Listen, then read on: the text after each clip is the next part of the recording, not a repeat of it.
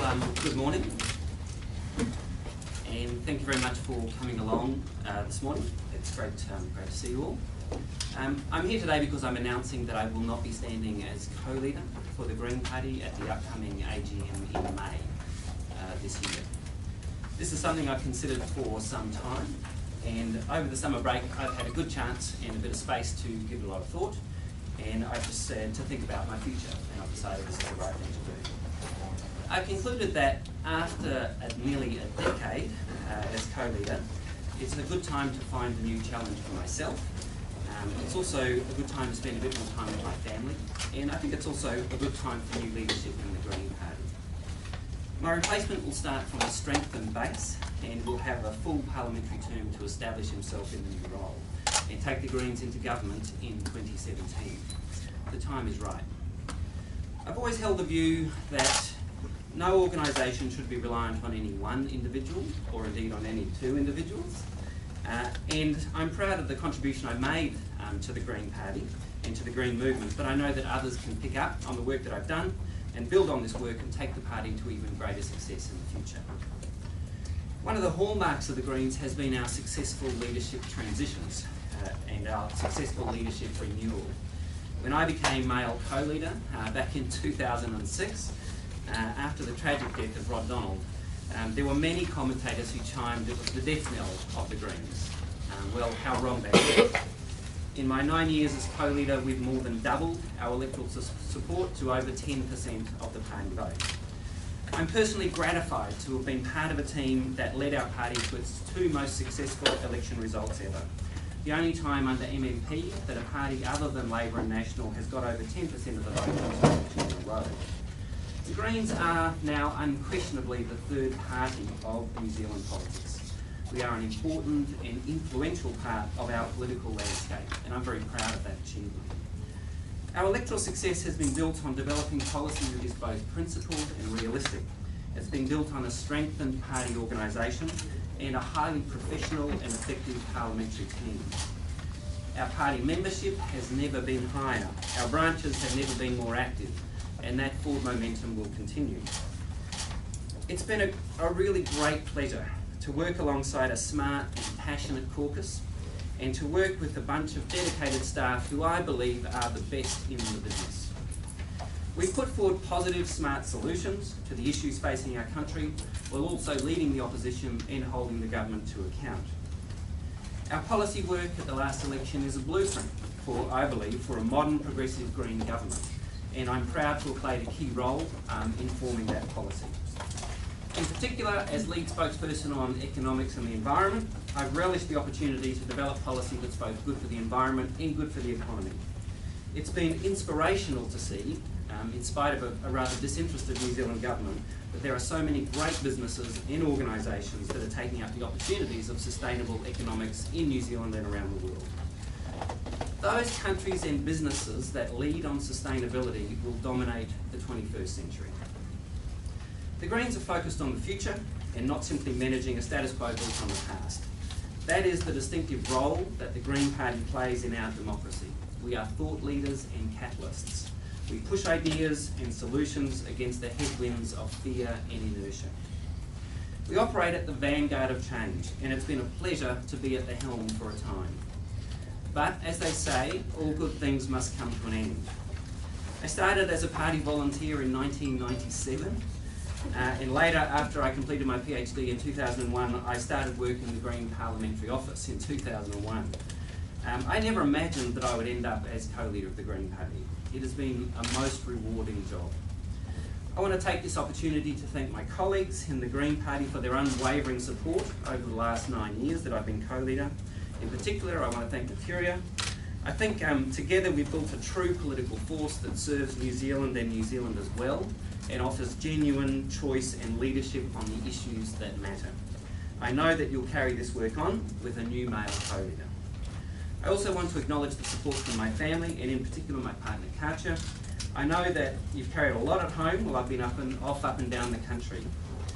Being co-leader while raising a young family has been an interesting experience, one that I feel has enriched my political work and strengthened my passion for doing a better job and for building a better world for the next generation.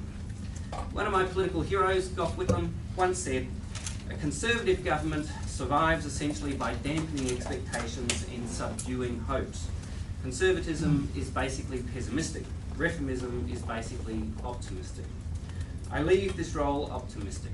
Optimistic for my party and our party, optimistic for our country, and optimistic for our world. So I'll leave it there. I'll hand over to Materia, and then we'll take some questions.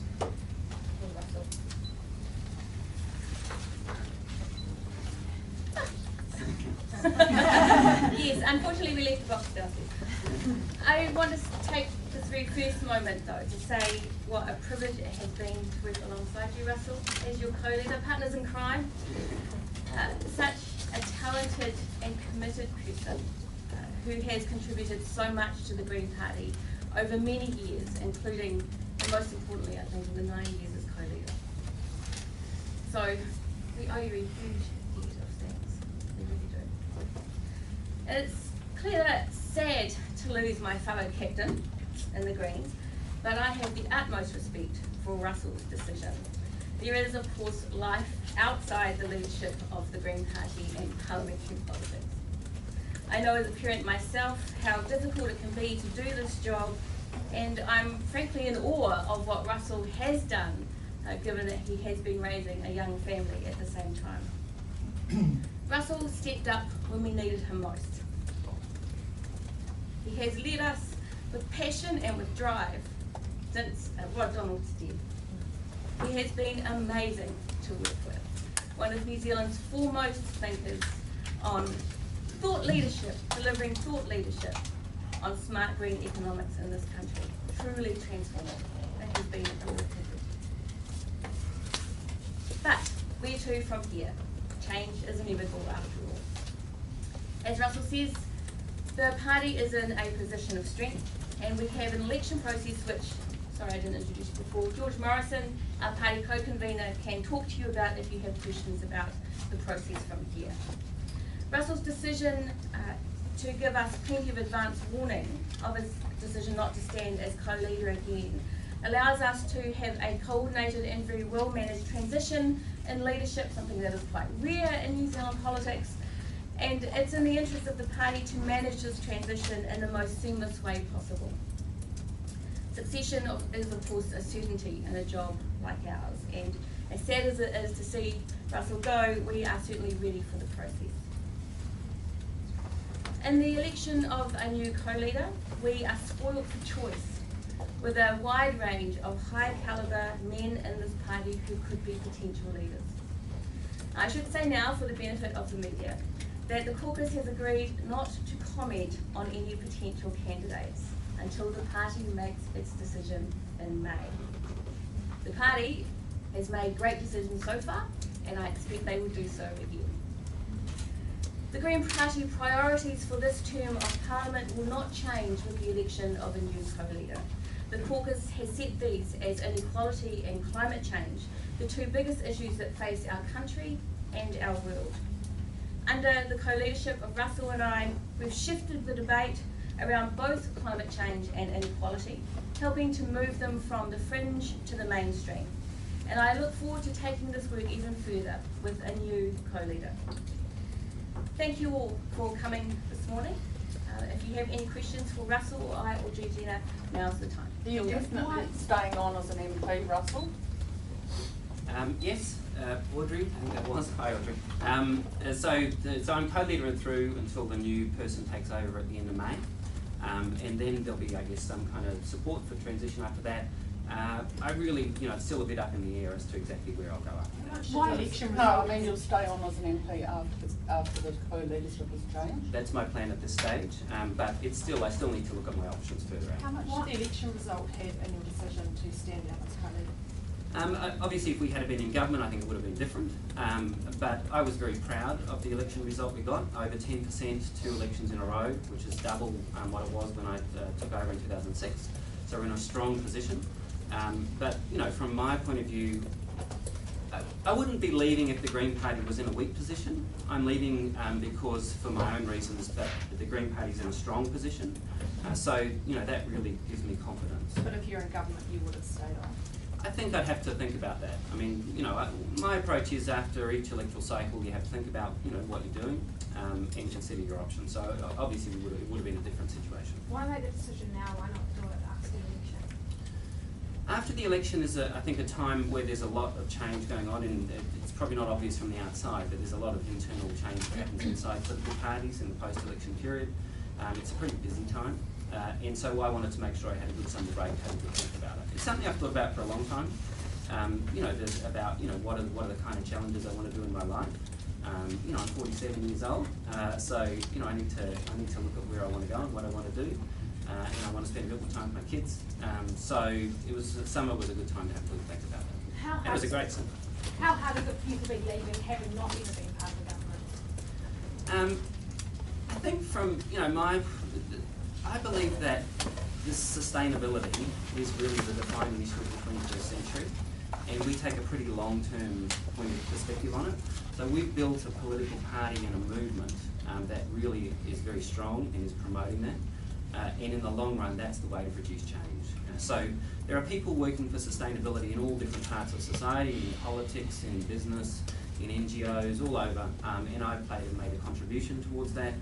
But it's going to happen from all different places. So, yeah, that's kind of the big project. And so politics is an important part of that, but it's not the only part of it.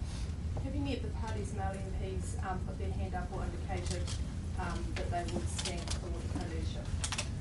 I mean, I think it's probably a little bit early today. I'm sure that they will indicate as in due course, but I think probably it's probably a bit early today for that. We're just announcing today that I won't be standing for co-leader. I'll still be co-leader until May, and I'm sure that the male MPs will consider their position. Kevin Head, were you standing there a couple of times when you said that? In fact, I looked at both sides because on purpose to make sure that I gave very clear indications that I was referring to all my colleagues.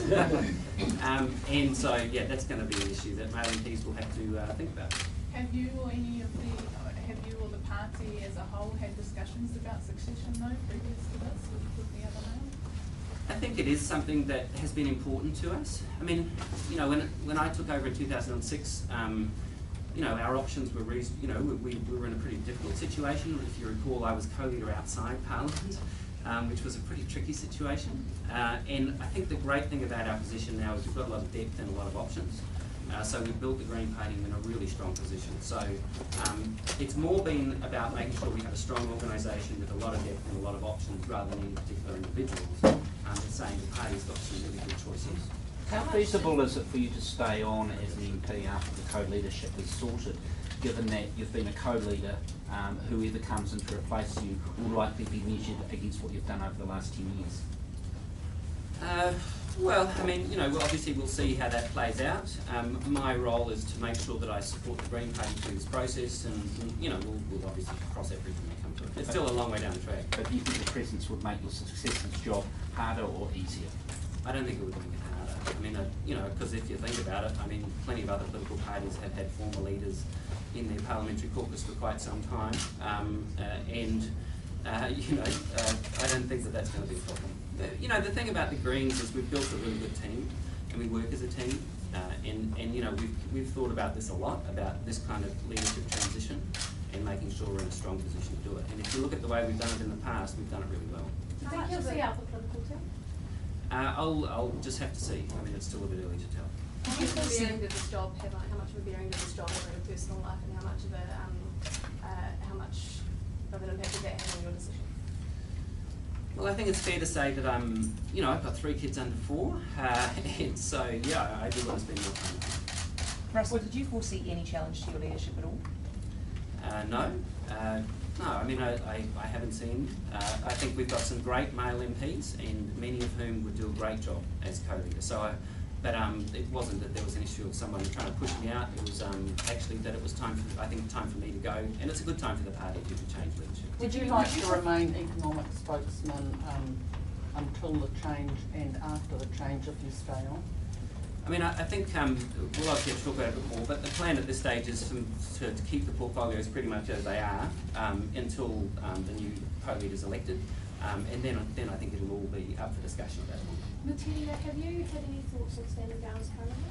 I always consider it after the election, and I think it's important to do so, but I am determined to see and lead our party into government after 2017. I came back from my summer break feeling even more determined to be part of this organisation and continue to lead it. And I think Russell was right. I respect his decision and I trust his judgment that our party is in a very strong position. Under his and our leadership, we have seen the two best electoral results for the Greens ever. More people voted for the Green Party in the last election than we've ever done. We are certainly I'm in a press conference. And I want to lead that drive. So you wouldn't consider standing down at the same time having a special rate? That is not, no. I am staying until the next election. Matilda, would you prefer to work with Kevin or James? I'm about any potential candidates for the male co-leader. It is quite rightly the decision of our party. And as I said earlier, the party has made great decisions so far, and I expect they'll do something soon. We think. We think they Yeah, we think. You can't say if they're leading contenders? No comment. So nominations haven't opened yet. They will open on March the 20th and shut on the 17th of April. Will they be made public? Yes. Do either of you intend to stand, Kevin or Jeff? Oh, it's not something I want to talk about today. Did you like the way that the Labor leadership conducted their, had primaries and allowed the media into their primary contest? Would you think of running something similar? So we do intend to run a series of hui throughout our provinces. We've got 9 provinces and those will be open to the media, absolutely. Russell, you never got the finance minister. Is that a goal that you regret not realising? I mean, obviously we wanted to be in government at the last election. We never pretended otherwise. Obviously we did. But for me, the bigger project of sustainability remains, and I'm very proud to have played a really big role in getting the Greens into a very strong position. And people like me all over the planet, and people like us all over the planet in all different kinds of organisations are leading this change towards sustainability, both in social and environmental terms, and I'm really proud that I've played an important role in that. The thing about the Greens is it's not about any one person. I mean, it's about a team, and it's about a team which is even, much bigger than the people in this room. Because we really believe that sustainability, social and environmental sustainability, is the greatest challenge facing the human race, and that's the great challenge for this century. For Australian heritage, does that sort of have any negative effect towards garnering support? Because I only ask because I know that a number of voters have sort of raised it when they're in discussions with me about having a leader who has Australian heritage. There's a lot of to and fro of people between Australia and New Zealand. I grew up, of course, under Joe Bjelke-Petersen, who's a former New Zealander, who was the Premier of Queensland for many years. So a lot of politicians and people go back and forth between Australia and New Zealand. I think it's true that I got a fair bit of ribbing about it, but I don't think it was a fundamental problem. I mean, it was pretty lighthearted, mostly. Have you had any approaches from people for jobs outside the provinces, or have you got any thoughts on what you might like to do? I'm only announcing today, so it's still a bit early, and I guess just time will tell. What's been your biggest disappointment? Probably the biggest achievement was building the Greens into the 3rd largest political party, and having a pretty strong influence. I mean, obviously we would have preferred to have done more. I mean, we're ambitious for sustainability and for our party. I mean, that's just the reality of it. I mean, the hardest thing has been not really knowing anything about sport. So I kind of always lived in fear of someone would ask me a sports question. I'd have no idea. But that didn't happen actually, so I've kind of got away with it. Still got 3 months. Still got a few months. Yeah, you can quiz me about sport stuff. What was your wife's reaction when you first broached it with her and said, "Hey, I'm looking at stepping back"? What did Kate say? Well, that's just an issue between me and Katja. How do you feel relieved or do you feel sad? I mean, how do you sort of feel at this point? Because you have been in the leadership for a while, if it's going to be a different change of pace. Yeah, it is. I mean, when I took over, Don Brash was still leader of the National Party. Helen Clark was leader of the Labor Party. So I went to my 2nd National Party leader, my 5th Labor Party leader. So it's kind of like I've seen a lot of politics evolve, and it's been great to be, for me personally, I feel like the Greens have really come of age and we've done really, really well. We're in a strong position. So I really enjoyed that. But it's quite intense as well, being the co-leader of a party that's really a challenger party. Like, we've doubled our market share. You don't do that unless you really push hard and try to be the best in the business and the smartest and the fastest. So I've really enjoyed that challenge, and I guess I'm going to miss that. But there's a lot of other challenges for sustainability in the world. There's other roles in the Green Party caucus. We're a great team. So yeah, I mean, there's the world's a big place. Do you think you'll stay in party politics? I don't know at this stage. Yeah, I mean, I'll always be a big supporter of the Green Party, obviously. But as to my long-term future, I just have to have a look. Is it going to be New Zealand? Are you staying in New Zealand? I just have to.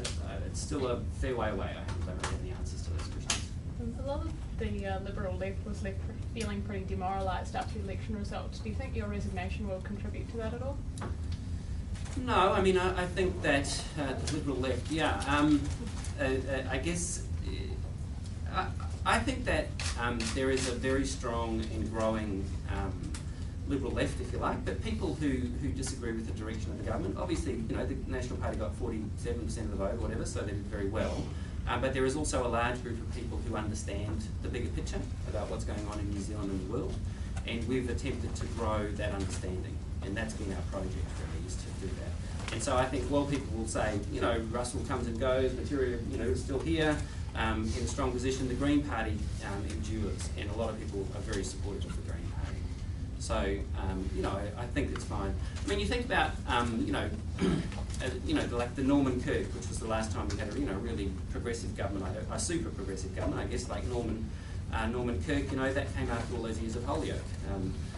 So I think that change does happen, and sometimes it surprises you. Do the Greens, in that vein, have plans to reach out to non-voters next election? We've always tried very hard to reach out to non-voters, and certainly the early voting, the last time was a huge success. We really did increase the turnout by doing that. So we'll certainly be repeating that, I would assume. Yes. Celia, this is clearly very emotional for you. How hard will it be for you now to go on without Russell, and what I see your friendship, you guys going to stay close?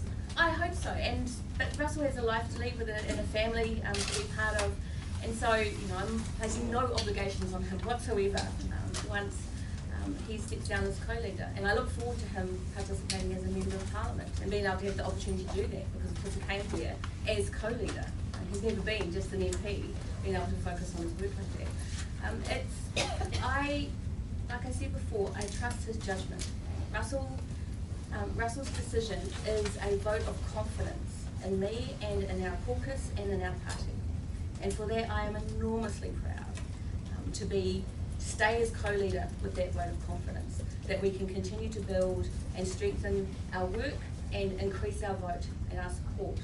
So while it will be hard not working with him, I'm looking forward to working with the new male co-leader when he is elected, and I'm absolutely confident that we will continue to build on the work of both Rod and Jeanette and Russell in strengthening our party and our vote. Absolutely confident. Russell, could I ask, was any part of this decision driven by a frustration that the Greens perhaps weren't concentrating on their knitting, that we focusing more on environmentalism as opposed to social justice, or that whole question about whether or not to work or not to work with National?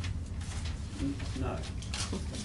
I don't know, so just to my take on it, the idea that you could imagine that there were these bunch of people, the Green Party and the Green people, who care about the future of the planet, but don't care about poverty and inequality, it's like who are these people? I mean, we care about the future of the planet. It's about political branding, isn't it? About who you're appealing to. No, but it's about your philosophy and your ethics and morality. And it's about what's important. Like, we are people who are passionately involved in politics because not only do we want to make sure that there's a beautiful planet for all of our kids to live on, but we want those kids to live good lives, get access to education, have enough to eat, get to wear shoes to school, And to think that somehow we could care about one and not the other, I think doesn't really understand who we are. We care about both, and when you think about it, it would be hard to think, oh, we've got to save the planet for our future generations, but we don't really care whether they live in poverty or whether they can eat or not. I mean, obviously we're going to care about people and the planet. They go together for us, and they always have. Russell, why aren't all the MPs out here at the front today? some of them just haven't been able to make it back in time, so it's just one of those things that happen. Oh, yeah, that's, Yeah. I couldn't Thanks, fit Tia. because Audrey took my place. Audrey's standing next to me. Audrey's not Denise's chair.